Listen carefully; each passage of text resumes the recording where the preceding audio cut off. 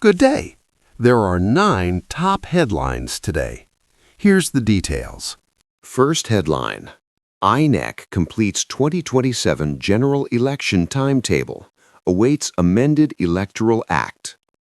Nigeria's electoral umpire, the Independent National Electoral Commission, or INEC, has completed the timetable and schedule of activities for the 2027 general election, even as the amended Electoral Act awaited final passage by the National Assembly.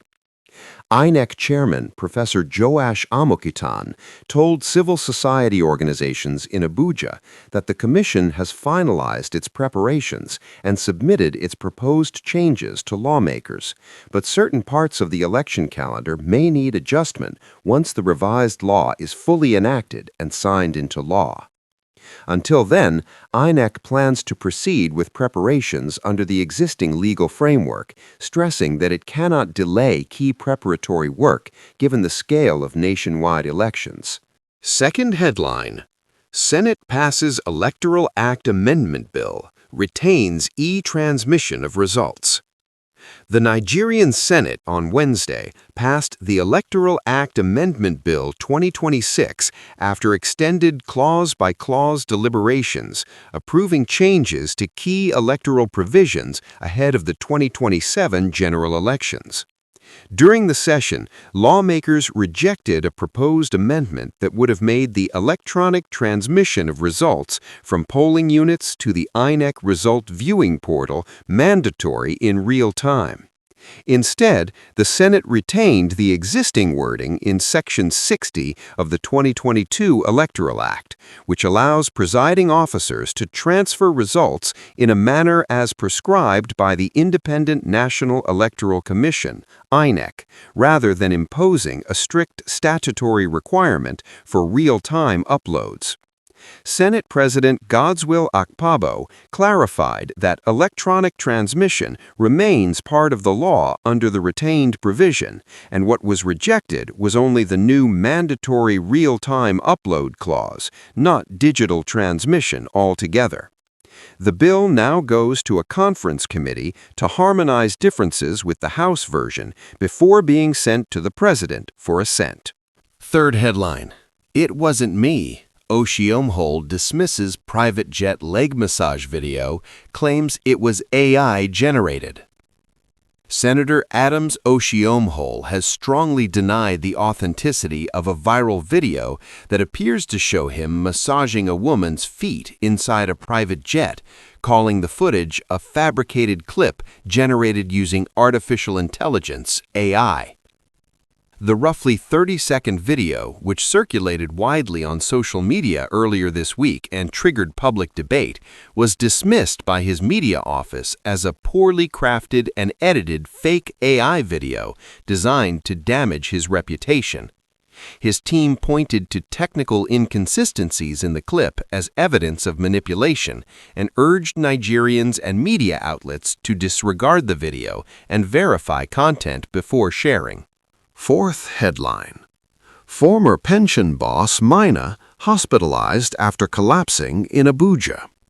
Former Pension Reform Task Team Chairman Dr. Abdulrasheed Maina was hospitalized in Abuja after collapsing on Tuesday while trying to access his office. According to a statement from his media aide, Maina lost his balance due to complications from an untreated knee injury, fell on a staircase, and hit his head, prompting colleagues and medical personnel to rush him to a private hospital in the Federal Capital Territory for emergency care. Doctors reportedly gave first aid at the scene and later stabilized him at the facility, where he remains under close medical observation, with plans for possible air ambulance evacuation if his condition doesn't improve quickly. His family has appealed for prayers and privacy as his condition continues to be monitored. Fifth headline: Panic in Kano as Fulani herdsman sighted with AK-47 rifle and police escort.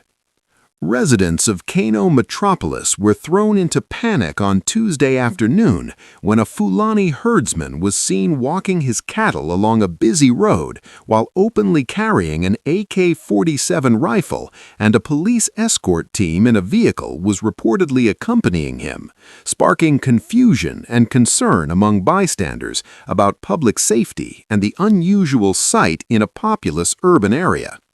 Footage shared online showed the man with the high-powered firearm strapped to his body as he guided his herd in broad daylight in the Dawanau area of the city. The video has since generated intense reactions on social media, with many questioning how an armed individual could move through a major city with apparent police accompaniment, amid ongoing national security anxieties and debates over arms control in civilian spaces.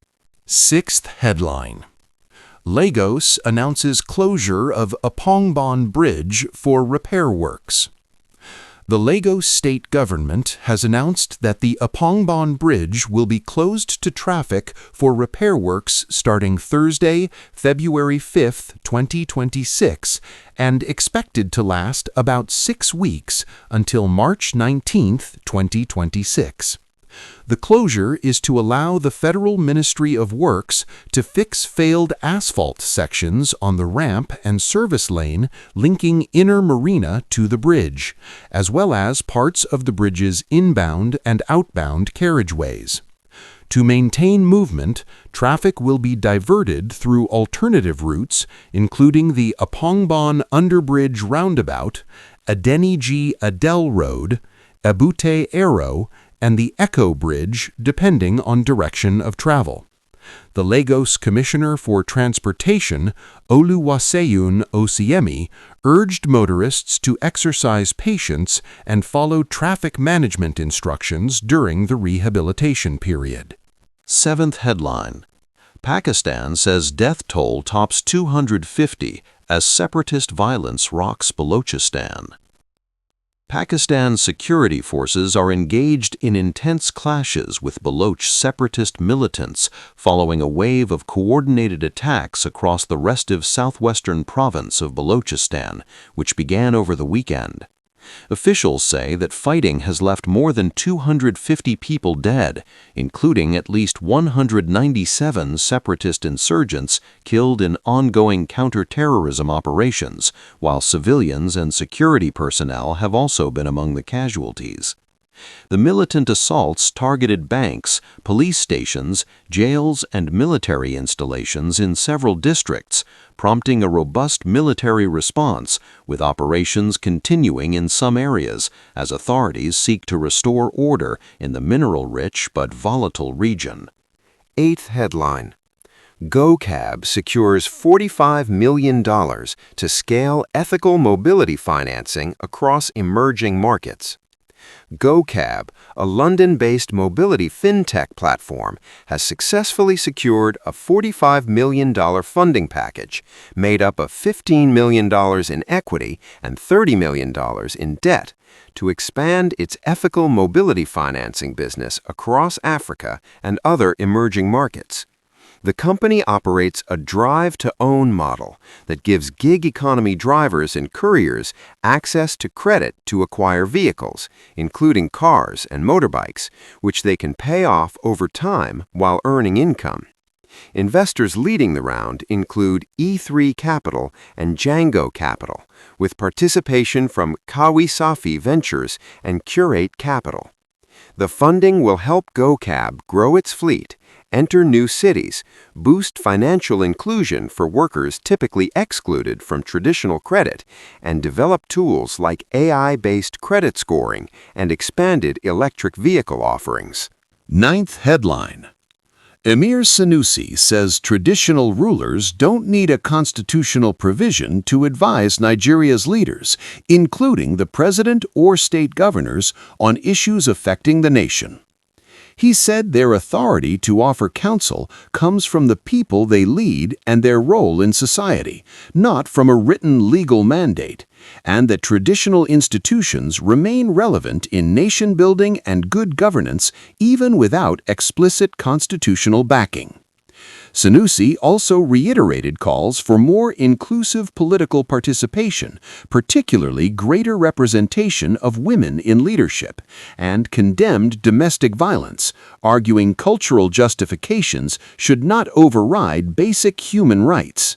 That wraps up today's news. If you found this update useful, please like the video, share your thoughts in the comments, and subscribe to our channel for accurate and timely news.